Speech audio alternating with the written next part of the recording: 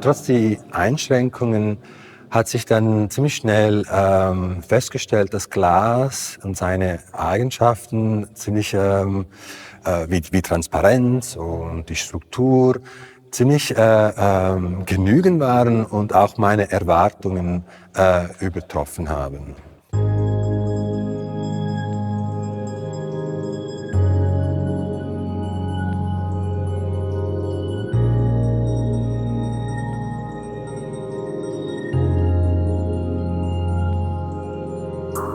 Das Projekt Water Bodies besteht aus einer mehrteiligen Glasskulptur, die ich als explodierte Hydrographie bezeichnete.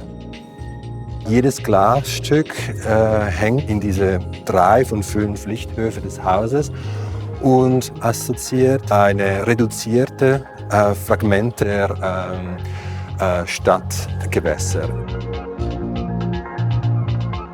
Ursprünglich für das Projekt habe ich mit Altglas und auch beseitigte Gegenstände aus der Kläranlage arbeiten wollen. Doch technisch, aber auch Sicherheitsgründe war das nicht machbar.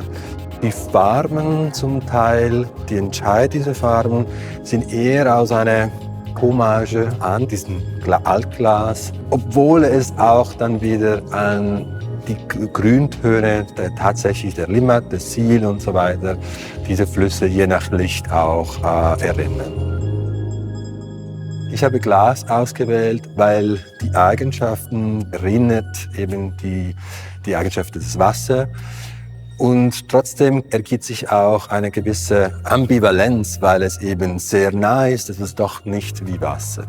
Und diese Ambivalenz ist natürlich extrem spannend von einer künstlerischen Sicht aus, weil es eben in diesem ästhetischen Raum so ein Nachdenken bringt über Darstellung und die Möglichkeit oder sagen wir die Hindernis der Darstellung ein Naturelement wie zum Beispiel Wasser und die Gewässer in einer Stadt.